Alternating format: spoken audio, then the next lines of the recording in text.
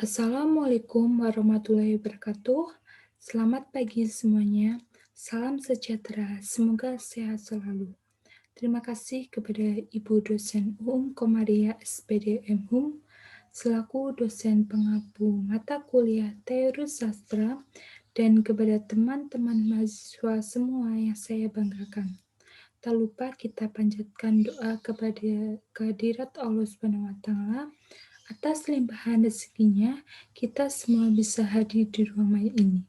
Izinkan saya, Putri Karunia Wulandari, untuk menyampaikan presentasi hasil analisis pendekatan ekspresif puisi berdiri Aku karya Amir Hamzah. Next.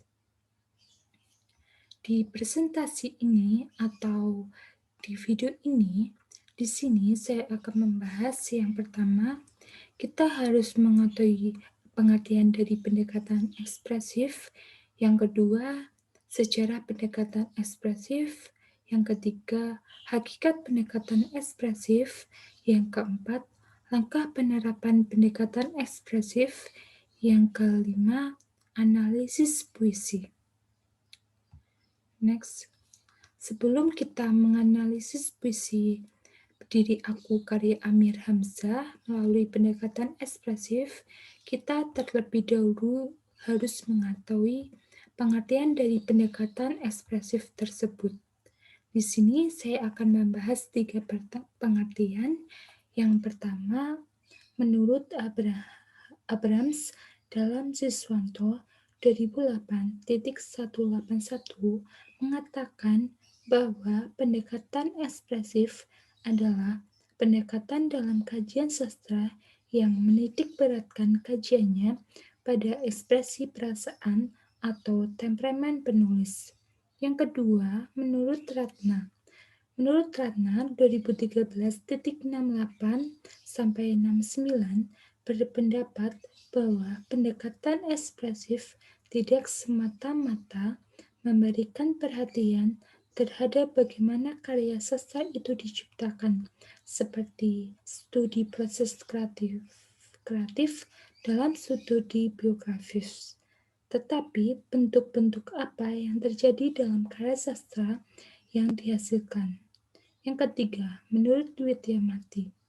Menurut Widyamati 2006.82, pendekatan ekspresif adalah pendekatan yang memandang dan mengkaji karya sastra serta memfokuskan perhatian kepada sastrawan selaku pencipta karya sastra.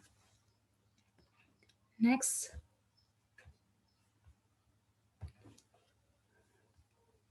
Sejarah pendekatan ekspresif.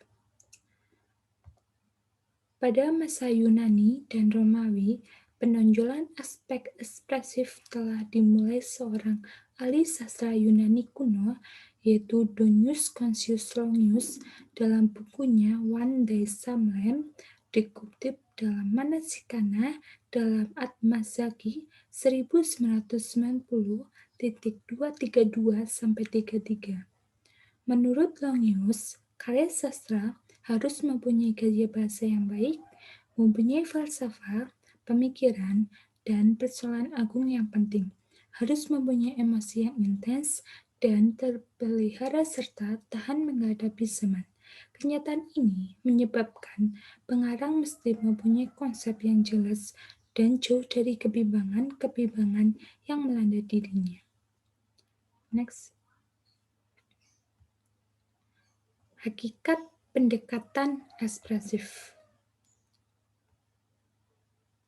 Kritik ekspresif mendefinisikan karya sastra sebagai ekspresi atau curahan, ucapan perasaan, atau sebagai produk imajinasi penyair yang beroperasi atau bekerja dengan pikiran-pikiran dan perasaan.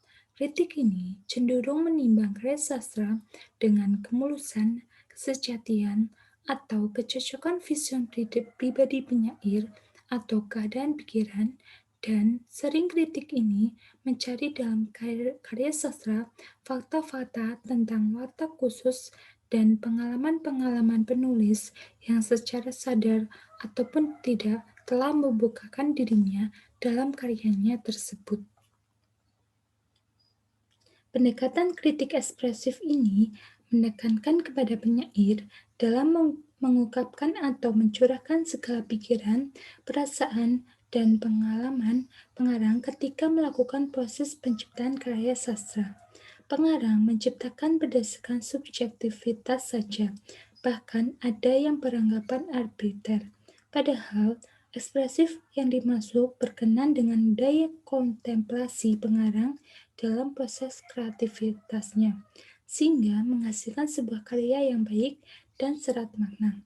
Para kritikus ekspresif meyakini bahwa sastra atau pengarang karya sastra merupakan unsur pokok yang melahirkan pikiran-pikiran, persepsi-persepsi, dan perasaan yang dikombinasikan dalam karya sastra. Kritikus lebih cenderung menimba karya sastra berdasarkan kemulusan, kesejatian, dan kecocokan penglihatan mata batin pengarang atau keadaan pikiran. Next.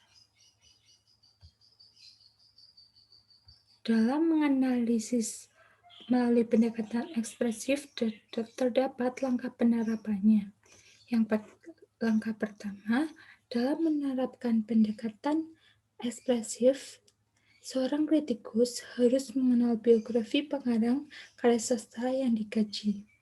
Langkah kedua, melakukan penafsiran pemahaman terhadap unsur-unsur yang terdapat dalam karya sastra, seperti tema, gaya bahasa, diksi, citraan, amanat, latar, feeling atau rasa, tipografis atau tata wajah. Yang ketiga, langkah ketiga mengaitkan hasil penafsiran dengan berdasarkan tujuan psikologi atau kejiwaan pengarang. Asumsi dalam penelitian psikologi sastra antara lain dipengaruhi oleh pemikiran pengarang yang berada pada situasi setengah sadar setelah jelas baru nanti dituangkan ke dalam bentuk secara sadar atau konsius. Dan kekuatan karya sastra dapat dilihat dari seberapa jauh pengarang mampu mengungkapkan ekspresi kejiwaan yang tak sadar itu ke dalam sebuah ciptaan sastra. Selanjutnya, di sini saya akan menganalisis puisi Berdiri Aku karya Amir Hamzah. Berdiri Aku karya Amir Hamzah.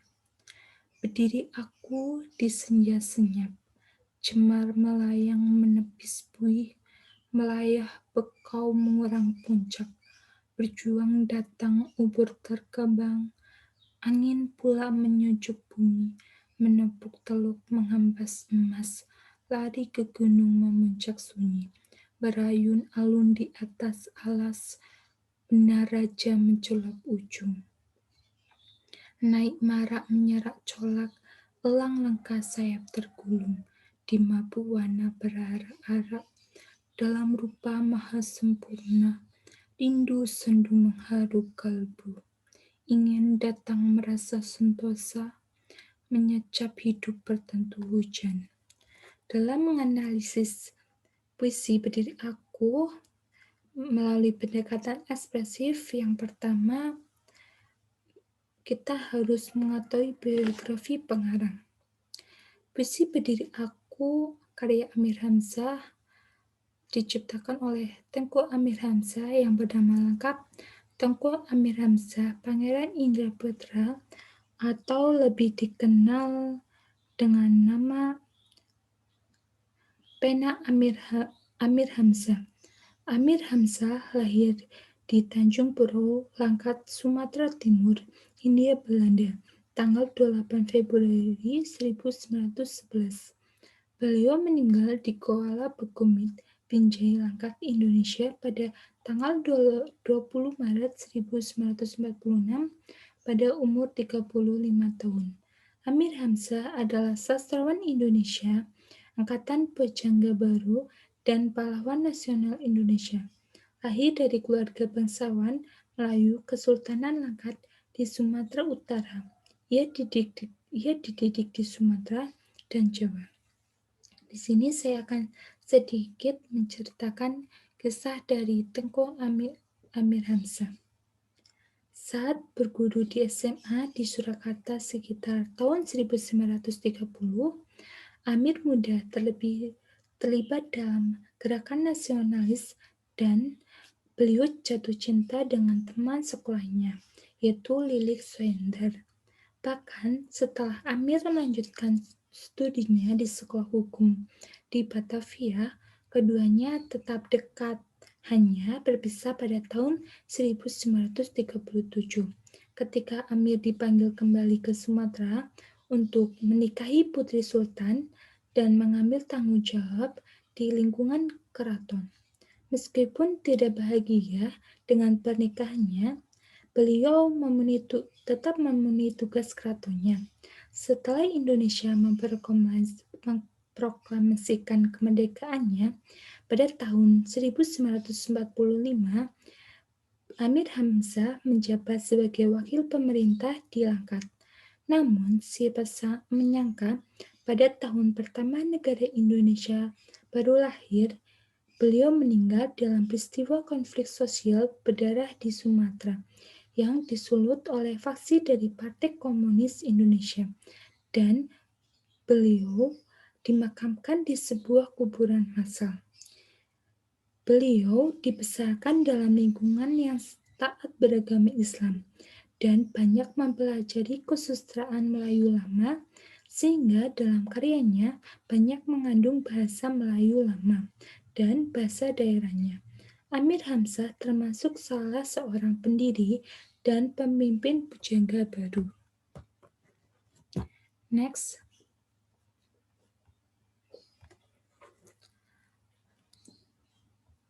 Langkah kedua menganalisis pendekatan ini, kita yaitu melakukan penafsiran pemahaman terhadap unsur-unsur yang terdapat dalam karya sastra, seperti tema, latar, feeling atau rasa, amanat, tipografi atau tata wajah, dan diksi atau gaya bahasa. Yang pertama, tema. Tema dalam puisi Berdiri Aku yaitu pencarian sebuah makna hidup dan tantangan tujuan utama manusia dalam menjalani kehidupan. Yang kedua, latar. Latar tempat pada puisi ini yaitu senja, bakau, angina, bumi, gunung, sunyi, alas, raja, ujung, corak, elang, leka, warna, rindu, dan hidup. Yang ketiga, feeling atau rasa. Dalam sajak Berdiri Aku, tergambar sikap pesimis penyair dalam menghadapi permasalahan dalam hidupnya. Yang keempat, amanat puisi Berdiri Aku yaitu mengandung amanat agar manusia jangan terlalu lena dengan kehidupan di dunia ini dan janganlah berambisi untuk menguasainya. Yang kelima, tipografi atau tata wajah. Tipografi dalam sajak ini, penyair memanfaatkan margin halaman kertas, dan dalam penulisan sajak ini, penyair begitu memperhatikan EYD. Yang keenam, citraan. Sajak puisi Berdiri Aku ini menimbulkan imaji penglihatan seolah-olah kita melihat suasana pantai yang indah. Yang ketujuh yaitu diksi atau gaya bahasa. Pada bait pertama, baris pertama mengandung majas invers atau anastrof dan juga majas aliterasi. Anastrof adalah susunan kalimat terbalik. Aliterasi adalah perulangan konsonan awal. Kalimatnya yaitu berdiri aku di senja senyap. Yang kedua yaitu baris kedua mengandung majas hiperbola. Hiperbola adalah melebihi sifat kenyataan yang sesungguhnya. Kalimatnya yaitu melayang menepis bui. Baris keempat mengandung majas metonimia. Metonimia adalah menggunakan sesuatu nama tetapi yang dimaksud benda lain. Kalimatnya yaitu berjulang datang ubur terkembang. Yang kedua, bait kedua. Pada bait ini mengandung majas personifikasi. Personifikasi adalah benda mati dianggap benda hidup. Misalnya, Anginnya pulang, menepuk teluk, lari ke gunung, dan berayun. Dan pada bait kedua juga mengandung majas asonasi. Asonasi adalah pengulangan bunyi vokal, misalnya atas alas. Bait ketiga, baris pertama dan kedua mengandung majas metonomina. Metonomina adalah menggunakan suatu nama tetapi yang dimaksud benda lain. Misalnya, benak raja artinya pelangi, elang leka artinya manusia. Baris ketiga mengandung majas epitet. Epitet adalah acuan untuk menunjukkan sifat khusus seseorang atau hal lain, misalnya elang leka, saing tergulung. Baris keempat mengandung majas asonansi, yaitu di mabuk warna berarak-arak. Bait keempat, pada bait ini mengandung majas asonansi. Asonansi adalah berulangan bunyi vokal, misalnya rupa maha sempurna, rindu sendu menghadu kalbu, merasa sentosa, dan bertentu tujuh. Langkah 3 penerapan penganalisis dalam pendekatan ekspresif, yaitu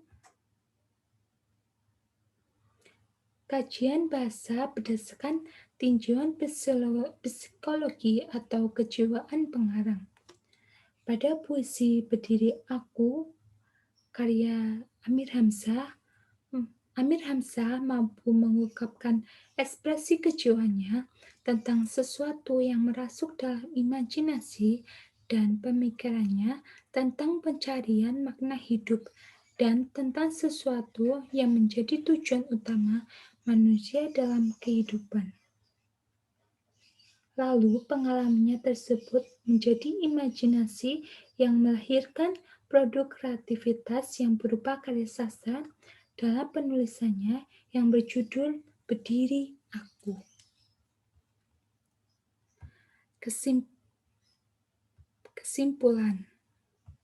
Kesimpulan dari analisis pendekatan ekspresif yaitu Abraham dalam Siswanto 2008.181 mengatakan bahwa pendekatan ekspresif adalah pendekatan dalam kajian sastra yang menitik beratkan kajiannya pada ekspresi perasaan atau temperamen penulis. Pada masa Yunani dan Romawi, penonjolan aspek ekspresif karya sastra telah dimulai. Seorang ahli sastra Yunani kuno, yaitu Dionysius Consulonius, dalam bukunya Wanda Samlem, kritik ekspresif mendefinisikan karya sastra sebagai ekspresi, curahan, ucapan perasaan, atau sebagai produk imajinasi penyair yang bekerja dengan pikiran-pikiran dan perasaan. Pendekatan ekspresif mempunyai 3 langkah penerapan dalam menganalisis. Langkah pertama, seorang kritikus harus mengenal biografi pengarang karya sastra yang dikaji. Langkah kedua yaitu melakukan penafsiran pemahaman terhadap unsur-unsur yang terdapat dalam karya sastra seperti tema, gaya bahasa atau diksi, amanat, feeling atau rasa, tipografi atau tata wajah, citraan, dan latar. Dan langkah yang terakhir yaitu langkah ketiga, yaitu mengaitkan hasil penafsiran berdasarkan tinjauan psikologi atau kejiwaan pengarang. Berikut kesimpulan dari dari pendekatan ekspresif analisis puisi berdiri aku karya Amir Hamzah. Sebelum saya mengakhiri presentasi ini, saya akan membacakan pantun.